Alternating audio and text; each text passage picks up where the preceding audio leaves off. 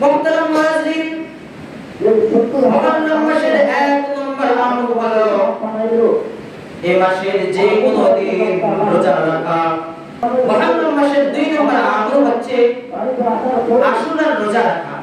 ইয়াউমে আশুরা অর্থাৎ মুহররম মাসের 10 তারিখ আল্লাহর হাবিব সাল্লাল্লাহু আলাইহি ওয়াসাল্লাম যখন মদিনায় হিজরত করলেন মক্কা থেকে, তখন শুনতে পেলেন, দেখতে পেলেন যে সেখানকার ইহুদিরা মুহররমের 10 তারিখে রোজা রাখতেছে। তো আল্লাহর হাবিব সাল্লাল্লাহু আলাইহি ওয়াসাল্লাম মদিনার ইহুদিদেরকে জিজ্ঞাসা করলেন, তোমরা এই মুহররমের 10 তারিখে রোজা রাখো কেন?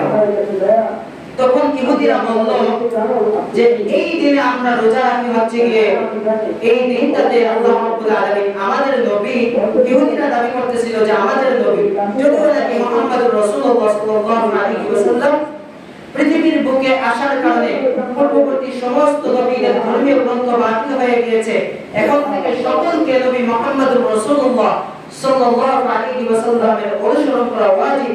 তারপরেও মদিনার ইহুদিরা বলতেছিল আমাদের নবী অর্থাৎ মুসা নবীকে আল্লাহ রাব্বুল আলামিন ফিরাউনের কবল থেকে যেহেতু এই দিনটাতে মুক্তি দান করেছেন, তাকে রক্ষা করেছেন, এই জন্য এই দিনের ফজিলত পালনের ক্ষেত্রে আমরা এই দিনটাতে রোজা রাখি। তখন আল্লাহর হাবিব সাল্লাল্লাহু আলাইহি ওয়াসাল্লাম বলেন নাহনু আহাক্কু বিমূসা মিনকুম ফাসামাহু ওয়া আমারা বিসিয়ামিহি। আল্লাহ হাবিব সাল্লাল্লাহু আলাইহি ওয়াসাল্লাম বলেন যে তোমরা তো নবী মুসার সুন্নাত পালনের ক্ষেত্রে রোজা রাখতেছো, আরে নবী মুসার সুন্নাত পালনের অধিক যোগ্য তো আমরাই।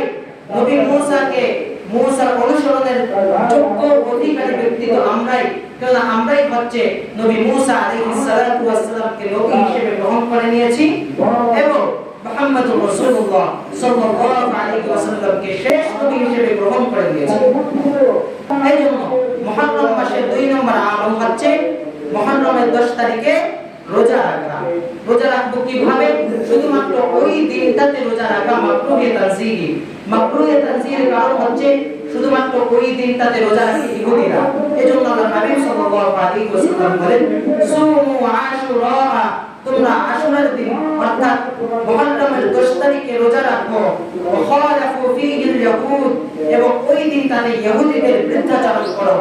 ওয়াসুমু ক্বাবলাহু ইয়াওমান ওয়া বা'দাহু ইয়াওমান, এবং ওই দিনটাতে রোজা রাখো তার আগের দিন মিলিয়ে অথবা পরের দিন মিলিয়ে, অর্থাৎ 9 তারিখে রোজা রাখবো প্লাস 10 তারিখে রোজা রাখবো, অথবা 10 তারিখে রোজা রাখবো প্লাস 11 তারিখে রোজা রাখবো। কিন্তু এমন যেন না হয় শুধুমাত্র 10 তারিখে রোজা রাখতাম, কেননা শুধুমাত্র 10 তারিখে রোজা রাখি ইহুদিরা। এখন শুধুমাত্র 10 তারিখেই যদি রোজা রাখি তাহলে ইহুদিদের সাথে মিলে গেল। আর আল্লাহর হাবিব সাল্লাল্লাহু আলাইহি ওয়াসাল্লাম বলেন যে তোমাদের কোন আমল যেন ইহুদিদের সাথে হুবহু মিলে না যায়। এজন্য কি বলছেন যে খালাফু ফীহিল ইয়াহুদ, যে তোমরা ইহুদিদের বিরুদ্ধাচরণ করো সর্বক্ষেত্রে। এখন আসি মুহররমের 3 নম্বর আমলের দিকে। মুহররমের 3 নম্বর আমল হচ্ছে ওই দিনটাতে আপন পরিবার পরিজন আত্মীয় স্বজনের জন্য মুক্ত হস্তে ব্যয় করা।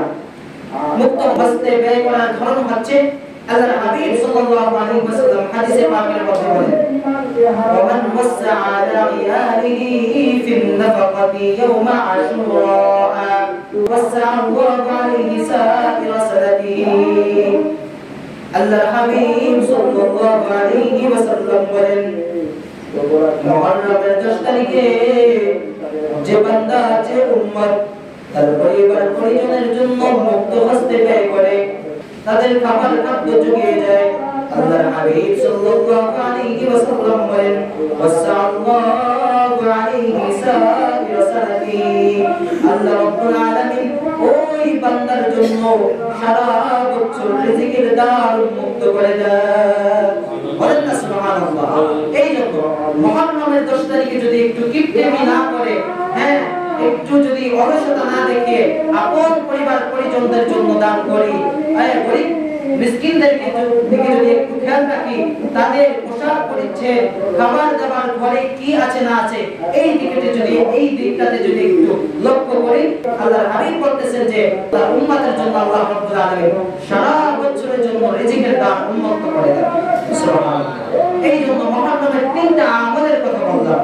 1 নম্বর আমল হচ্ছে এই মাসের 30 দিনের মধ্যে যে কোনো দিনে রোজা রাখা। 2 নম্বর আমল হচ্ছে বিশেষ করে নির্দিষ্ট একটা দিন, যেই দিনটাতে ফিরাউনের কবর থেকে নবী মুসা মুক্তি পেয়েছিলেন, যেই দিনে অনেক জাতির উত্থান পতন হয়েছিল, যেই দিনটাতে ইমাম হুসাইন রাদিয়াল্লাহু তাআলা আনহু শাহাদাত বরণ করেছিলেন, ওই দিন ইয়ৌমে আশুরা মুহররমের 10 তারিখ রোজা রাখা। তবে তার আগের দিন মিলিয়ে অথবা পরের দিন মিলিয়ে শুধুমাত্র একটা রোজা যেন আমরা না রাখি, বরং দুইটা দিনে রোজা রাখবো, হয়তো 9 তারিখে এবং 10 তারিখে, অথবা 10 তারিখে এবং 11 তারিখে, এইভাবে রোজা রাখবো। আর মুহররমের 3 নম্বর আমল হচ্ছে ওই দিনটাতে আপন পরিবার পরিজন এবং গরিব মিসকিনদের প্রতি বিশেষ খেয়াল রাখা, তাদের জন্য মুক্ত হস্তে দান করা, মুক্ত হস্তে ব্যয় করা, খাবার রান্না করা। ওই দিনটাতে অন্য দিনের তুলনায় ওই দিনটা খাবার যেন একটু উন্নত মানের হয়, ওই দিকে লক্ষ্য রাখা।